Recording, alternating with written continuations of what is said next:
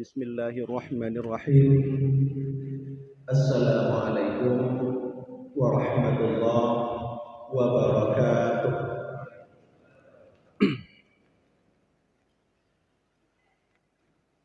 Alhamdulillahilladzi arsala rasulahu bil huda wa dinil haqq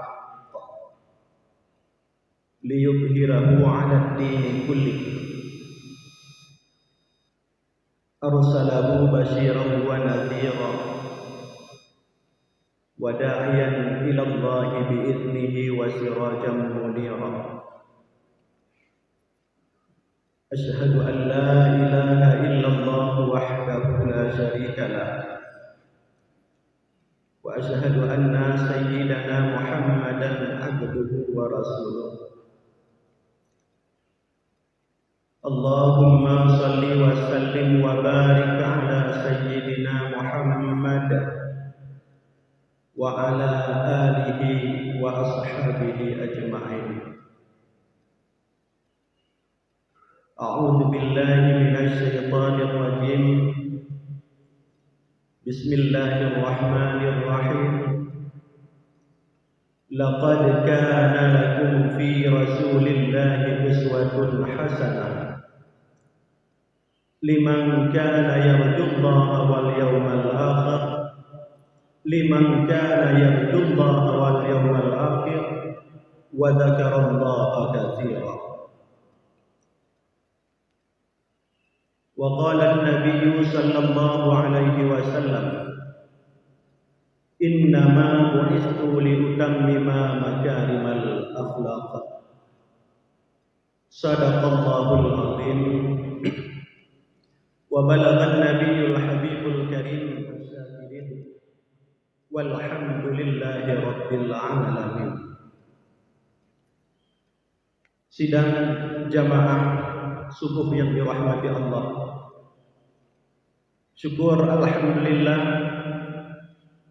sama-sama kita ucapkan kehadirat Allah Subhanahu wa taala, di mana oleh Allah pada subuh yang berbahagia ini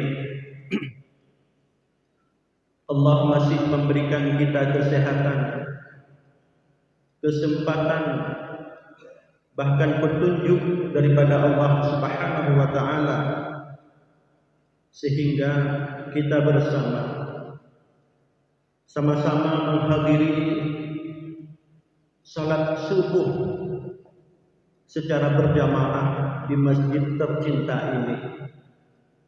Alhamdulillah, kita menemukan fadilah yang sangat besar.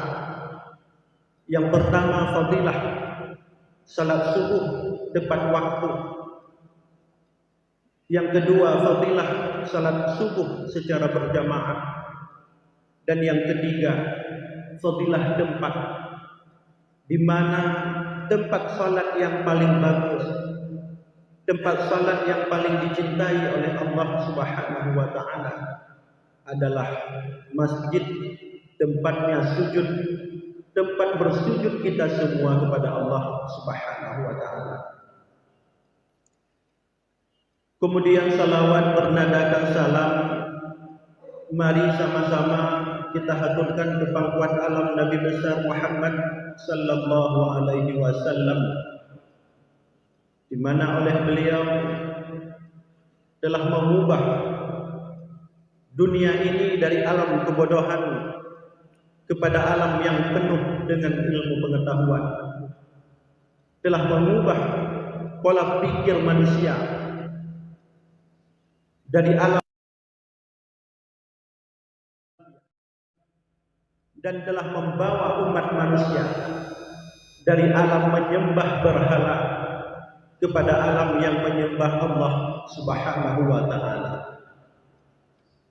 Seterusnya kepada al dan sahabat beliau sekalian yang seiring bahu seayun langkah dalam rangka membantu perjuangan syiar Rasulullah sallallahu alaihi wasallam, dalam rangka menegakkan dua kalimat yang sangat suci sampai dengan saat ini, kalimah tauhid la ilaha illallah dan kalimah Rasul Muhammadur Rasulullah sallallahu alaihi wasallam.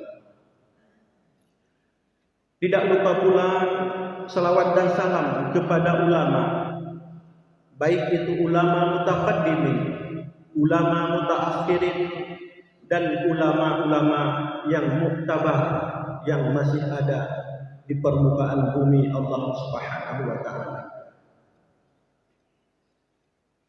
Takdim wa ikraman kita bersama. Yang pertama sekali, ucapan terima kasih kita kepada Abi Imam Syekh Masjid Syura Kandang beserta dengan seluruh pengurus, seterusnya kepada panitia pembangunan masjid, remaja-remaja masjid yang telah memberikan waktu kepada kita semua sehingga dapat berkumpul di rumah Allah yang sangat mulia ini. Kemudian yang kita hormati kepada pengurus Gerakan Pemuda Subuh Kota Lok Semawe, yang kita muliakan kepada seluruh jamaah SMS yang selalu mengisi masjid-masjid di Kota Lok Semawe sehingga jamaah subuh tidak pernah terlupakan oleh kita semua. Kemudian yang mulia, guru-guru kita bersama, guru-guru kita Nyaban Bandung yang sudah hadir di hadapan kita, dan teristimewa sekali kepada seluruh jamaah subuh yang dirahmati Allah. Sidang jamaah subuh yang dirahmati Allah, tanpa terasa kita sudah berada pada tanggal 14 Rabiul Awal tahun 1445 Hijriah. Artinya hari ini kita sudah berada pada bulan Maulid, bulan di mana Rasulullah sallallahu alaihi wasallam dilahirkan, bulan di mana Rasulullah sallallahu alaihi wasallam melaksanakan hijrah dari kota Mekah menuju Madinah, dan bulan di mana Rasulullah Nabi Muhammad sallallahu alaihi wasallam beliau wafat juga pada tahun dan pada bulan Rabiul Awal.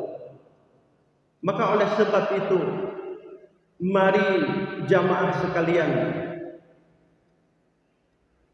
kita memperingati tahun bulan di mana kelahiran baginda Rasulullah sallallahu alaihi wasallam. Mudah-mudahan dengan kita memperingati Maulid Nabi Muhammad sallallahu alaihi wasallam, kita dapat meneladani beberapa sifat, beberapa akhlak, beberapa perkataan, beberapa perbuatan yang selalu diucapkan oleh Nabi Muhammad sallallahu alaihi wasallam, yang selalu dilakukan oleh Nabi Muhammad sallallahu alaihi wasallam, mulai dari beliau bangun tidur sampai beliau tidur kembali, mulai hubungan dengan Allah Subhanahu wa taala, hablum minallah, sampai dengan hubungan dengan manusia atau dikenal dengan muamalah. Sidang jamaah subuh yang dirahmati Allah, teringat ulun tuan ketika kita membaca satu buku yang berjudul 100 tokoh yang paling berpengaruh di dunia, yang dikarang oleh seorang keturunan Yahudi Amerika, yang agama mereka adalah Kristen. Dalam buku 100 tokoh orang yang paling berpengaruh di dunia, Michael Hart menempatkan urutan yang pertama Nabi Muhammad sallallahu alaihi wasallam. Ketika buku tersebut diluncurkan, Ketika buku tersebut dibedah oleh kawan-kawan daripada Michael Hart, sangat banyak kritikan, sangat banyak kecaman kepada pengarang buku ini, dikarenakan dia menempatkan Nabi Muhammad sallallahu alaihi wasallam pada urutan yang pertama. Nomor satu yang paling berpengaruh di dunia itu adalah Nabi Muhammad sallallahu alaihi wasallam. Sehingga ketika kita membaca buku tersebut, kita tertarik. Kenapa orang yang agamanya Kristen tetapi berani menempatkan urutan yang pertama? Orang yang paling berpengaruh di dunia adalah orang Kristen. Artinya orang Kristen tersebut menempatkan Nabi Muhammad yang beliau adalah nabinya orang Islam di urutan pertama. Di sini mari kita lihat bahwa dari beberapa akhlak yang dimiliki oleh Rasulullah, dari beberapa kelakuan, perbuatan, perkataan, bahkan konsep peradaban yang dilaksanakan dan dibentuk oleh Nabi Muhammad, akhlak-akhlak, pemersatu, sehingga orang-orang pada waktu itu mereka bersatu, mereka bersama, mereka kompak. Kenapa? Karena itulah akhlak yang dimiliki oleh Rasulullah sallallahu alaihi wasallam, kehidupan daripada Nabi Muhammad sallallahu alaihi wasallam itu sesuai dengan visi dan misi yang memang Nabi mengatakan innama bu'istu liutammima makarimal akhlak. Hanya saja aku diutus, kata Nabi Muhammad, untuk menyempurnakan akhlak manusia. Ini konsep yang dibawa oleh Nabi Muhammad sallallahu alaihi wasallam. Sehingga dengan konsep tersebut, orang-orang walaupun mereka adalah orang kafir, orang-orang yang bukan agama Islam, tetapi ketika mereka melihat kehidupan Nabi, ketika mereka melihat kehidupan keluarga Nabi, ketika mereka melihat kehidupan umat Islam pada waktu itu, maka mereka melihat uswatun hasanah, suri teladan yang baik, akhlak yang baik, sehingga dengan akhlak tersebut Nabi Muhammad mampu menghipnotis seluruh umat manusia yang ada di permukaan bumi ini. Dalam surat Al-Ahzab ayat 21, Allah mengatakan kepada kita, laqad kana lakum fi rasulillahi uswatun hasanah. Sungguh ada dalam diri Nabi Muhammad sallallahu alaihi wasallam uswatun hasanah, suri teladan yang baik.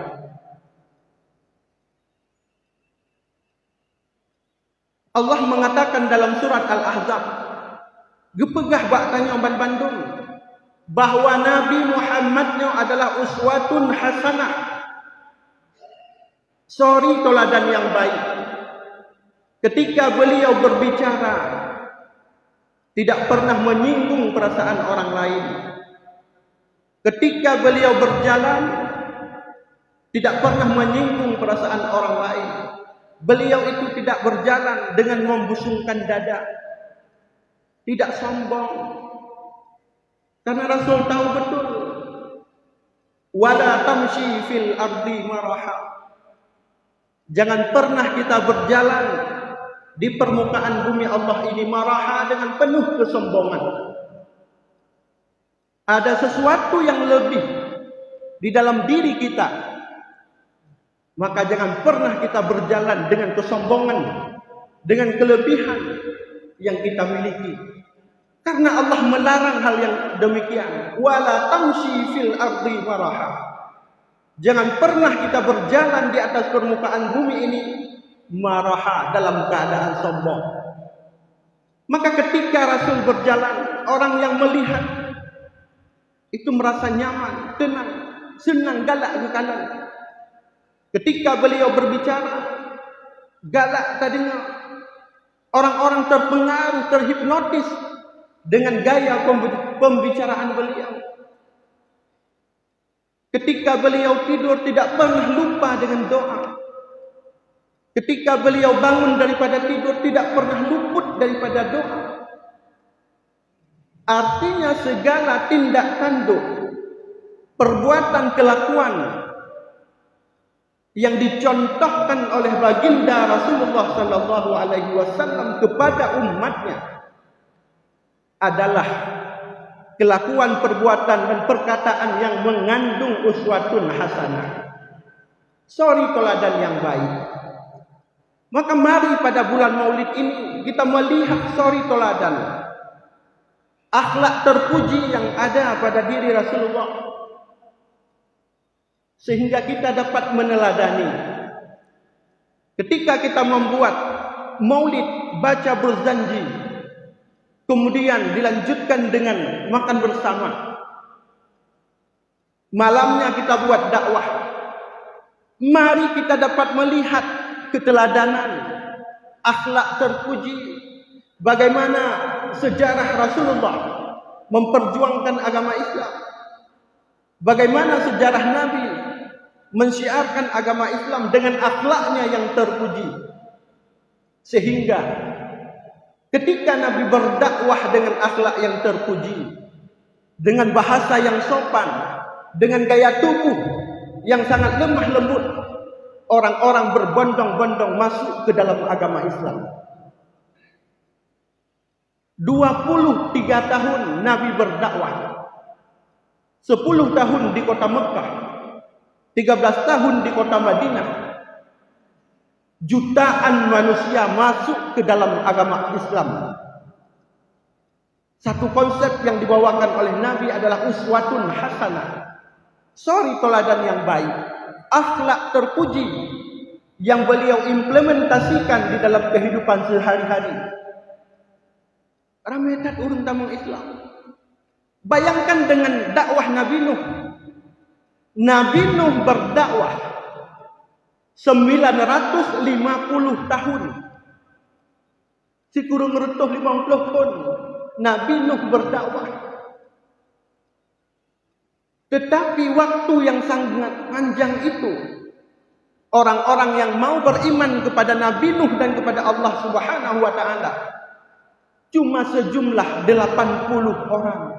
82 orang yang beriman kepada Nabi Nuh dan kepada Allah. Padahal jumlah tahun ketika Nabi Nuh berdakwah dikururtuh 50 tahun. Kalau dibandingkan dengan jumlah dakwah dikururtuh 50 tahun, yang tamang agama Nabi Nuh bakwatannya cuma 80 drop. Tidon hana urut tamang tidak. Ini bukan berarti dakwah daripada Nabi Nuh itu gagal, tidak. Karena masalah petunjuk, masalah daripada getem tamang atau hana itu bukan urusan kita. Urusan kita adalah berdakwah. Urusan petunjuk adalah dari Allah Subhanahu wa taala. Jangankan kita petunjuk itu, Nabi Muhammad sendiri tidak bisa memberikan petunjuk kepada manusia. Dalam surat Al-Qasas ayat 56, sama-sama kita tahu ada satu peristiwa yang sangat besar dalam diri Nabi Muhammad ketika pamannya itu mau wafat, Abu Talib. Nabi Muhammad sampai menangis, geklik Nabi Muhammad. Bahkan geklik karena Abu Talib adalah orang yang paling sayang kepada Nabi Muhammad. Beliau menangis. Beliau mengatakan kepada Abu Talib untuk mengucapkan la ilaha illallah. Tetapi Abu Talib tetap tidak mau mengucapkan kalimat tersebut. Watagi kliknya ke Nabi Muhammad geputern ayat Quran surat Al-Qasas ayat 56. Allah mengatakan kepada Nabi Muhammad, innaka la tahdi man ahbabta walakinallaha yahdi man yasha. Wahai Muhammad, walaupun gata taklik-klik, taklok-klok tanah, innaka la tahdi man ahbabta. Engkau wahai Muhammad tidak mampu memberikan petunjuk, sekalipun petunjuk tersebut kepada orang yang paling engkau cintai. Wahai Muhammad, perkara petunjuk itu, walakinallaha yahdi may yasha. Masalah petunjuk wahai Muhammad, itu urusanku. Urusan rono, urusan gata, urusan kita bersama. Hari ini adalah berdakwah. Hari ini adalah membicarakan tentang ilmu-ilmu Allah. Urusan kita adalah mencerahkan umat, mengatakan kebenaran kepada umat manusia. Tapi urusan petunjuk, urusan dia mau melakukan atau tidak, itu urusan daripada Allah Subhanahu wa taala.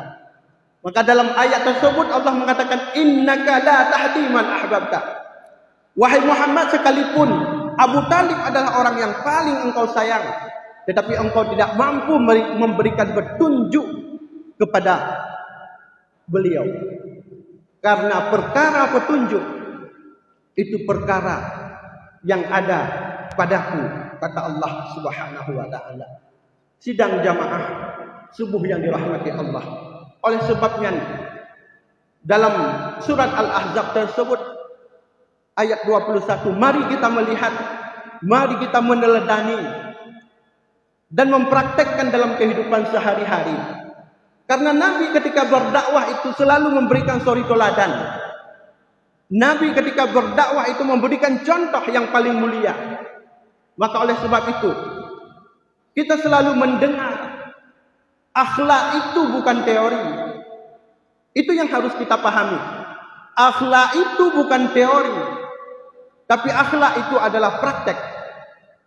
Ketika kita mampu mempraktekkan akhlak di dalam kehidupan sehari-hari, maka itulah orang-orang yang paling beruntung. Inilah uswah. Uswahnya bukan tapugah mentah. Uswah itu bukan hanya di mulut, tapi uswah itu adalah memberikan contoh, memberikan akhlak yang mulia, memberikan perkataan-perkataan yang mulia, sehingga dengan akhlak mulia tersebut orang akan melihat bahwa Islam sangat bagus, Islam sangat layak untuk diikuti.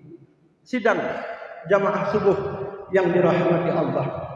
Maka oleh sebabnya kita dalam bulan-bulan Maulud, mari tapuraya urau kelahiran Nabi, tapuraya tahun kelahiran Nabi, tapuraya acara-acara yang menyangkut dengan selawat kepada Nabi.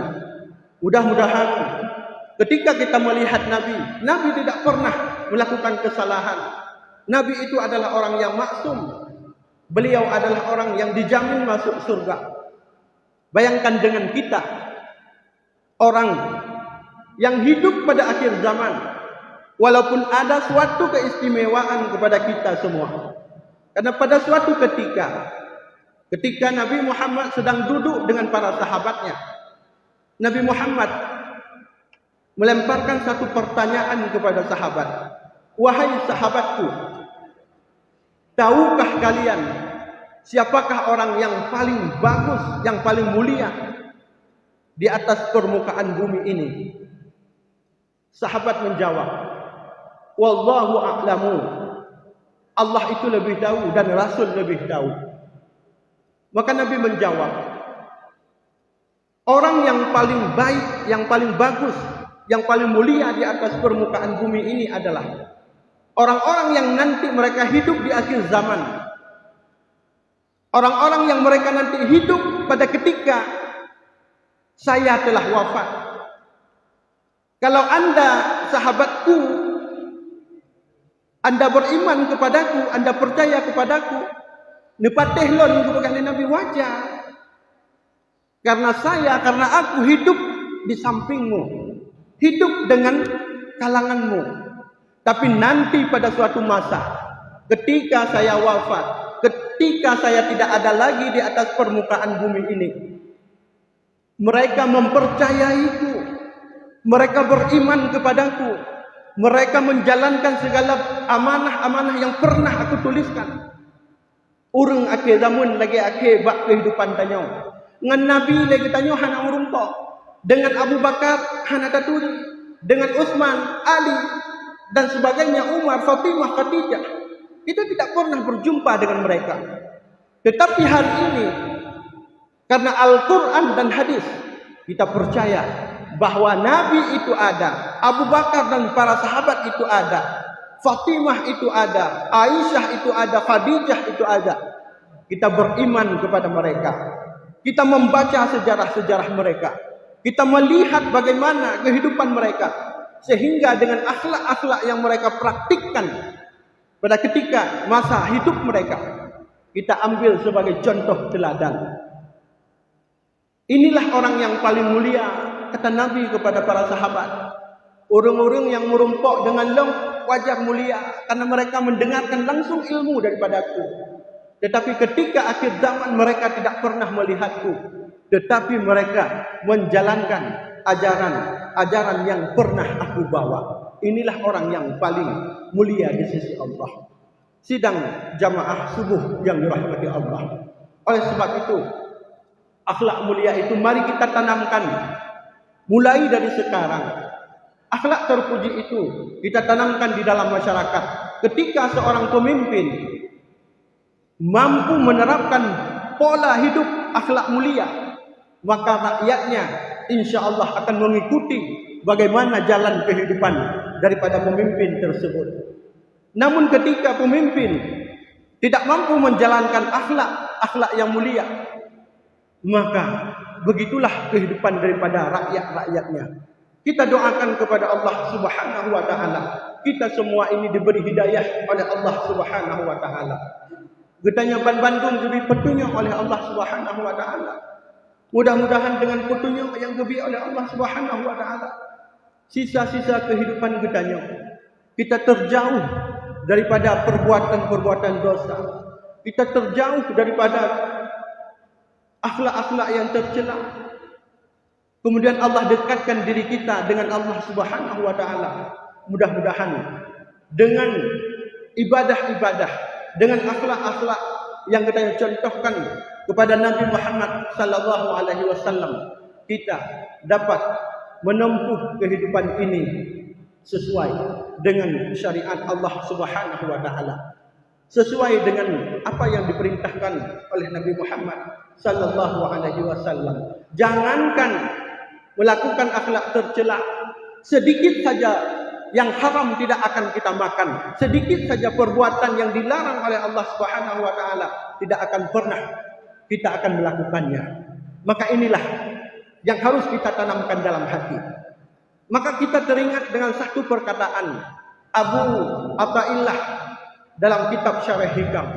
Beliau mengatakan salah satu tanda matinya hati. Ini beliau berbicara masalah hati.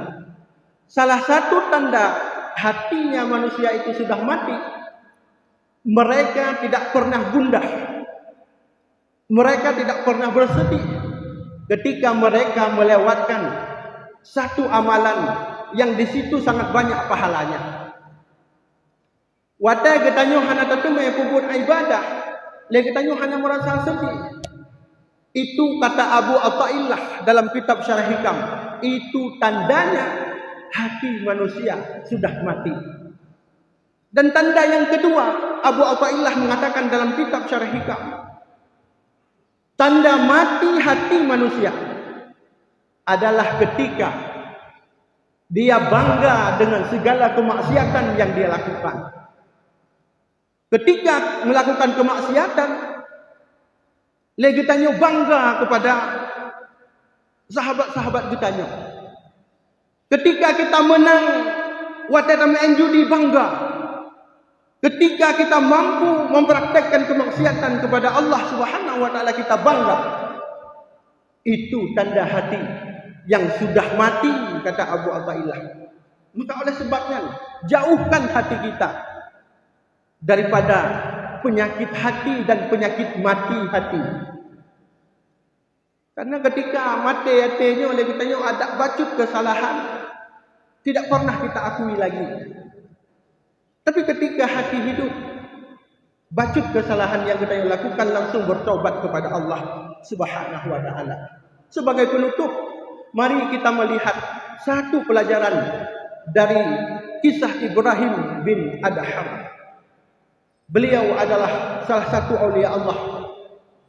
Pada suatu ketika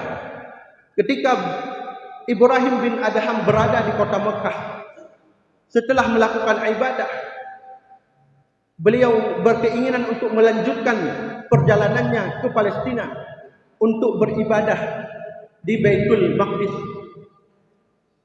Perjalanan dari Mekah ke Palestina sungguh jauh. Segolong Ibrahim bin Adham berangkat, Ibrahim bin Adham gepiyuh bak sabah pasar untuk membelikan sedikit bekal seumpama kurma. Gublaulah Ibrahim bin Adham padung-padung kilo kurma di pasar di kota Mekah. Oleh gublau oleh getimang kadil masalah harga, Ibrahim bin Adham membayarkan harga kurma yang beliau belikan. Kemudian ketika barangnya diambil, watelu gecok kurma oleh Ibrahim bin Adham, diuk timbangan ada satu kurma yang tercecer.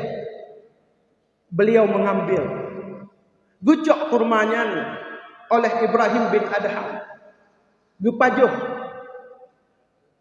dengan asumsi Ibrahim bin Adham bahwa kurma yang red yukcengnya adalah kurma jatah daripada Ibrahim bin Adham. Red gecok gepajuh.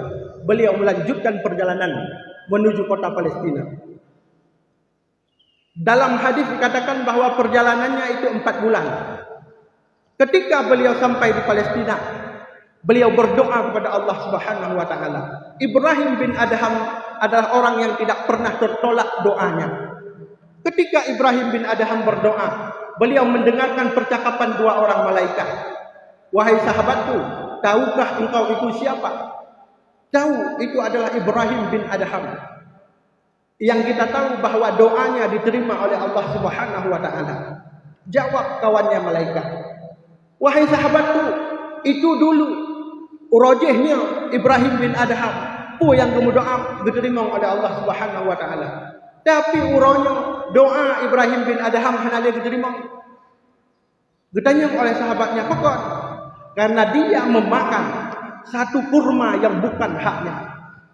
Terkejut Ibrahim bin Adham.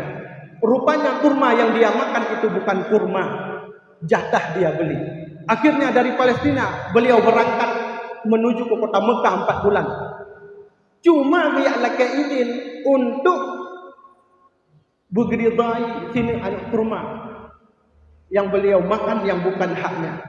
Berbalik bertemu dengan anaknya, karena orang yang menjual kurma sudah meninggal. Anaknya berjumpa. Ibrahim bin Adham mengatakan, urojeh long nalong do kurma hina, tetapi nasina anu kurma yang kon jatah long pajuk, sehingga long dosa dengan Allah Subhanahu wa taala. Uronyo long dari Palestina long ya lagi izin bahwa long kalong pajuk kon hak long pun izin. Dijawab oleh anak daripada urang Mekah yang ke almarhum, menyolong fitra long izin, tapi long na saudara 11 orang lagi na di belah roti. Hanan tu jawab urungnya ku izin atau hana. Maka Ibrahim bin Adham dia lagi izin mandum daripada ahli waris. Cuma gara-gara sinuk kurma. Dan beliau kembali lagi ke Palestina dan berdoa, maka doanya diterima kembali oleh Allah Subhanahu wa taala. Artinya, ketika kita melakukan dosa, doa kita tertolak. Ketika dalam jiwa kita, dalam diri kita ada dosa, maka doa kita tidak diterima oleh Allah Subhanahu wa taala. Kullu lahmin nabata minal haram fannaru aulabih. Setiap daging yang tumbuh dari makanan-makanan yang haram, fannaru aulabih. Neraka adalah tempat yang layak bagi mereka. Sidang jamaah salat subuh yang dirahmati Allah. Nok kemandang yang dapat ulun Tuhan sampaikan. Sebagai kesimpulan terakhir, mari terus kita meneladani sifat-sifat mulia, sifat-sifat terpuji yang ada pada diri Nabi Muhammad sallallahu alaihi wasallam. Mudah-mudahan kita diberikan kebahagiaan, kehidupan yang paling mulia di dunia dan kehidupan yang mulia di akhirat, dan kiranya Allah mengumpulkan kita semua di dalam surganya Allah Subhanahu wa taala. Amin amin ya rabbal alamin. Terima kasih atas segala perhatian. Mohon maaf atas segala kekurangan. Wallahul muwaffiq ila aqwamit thariq. Wassalamu alaikum warahmatullahi wabarakatuh.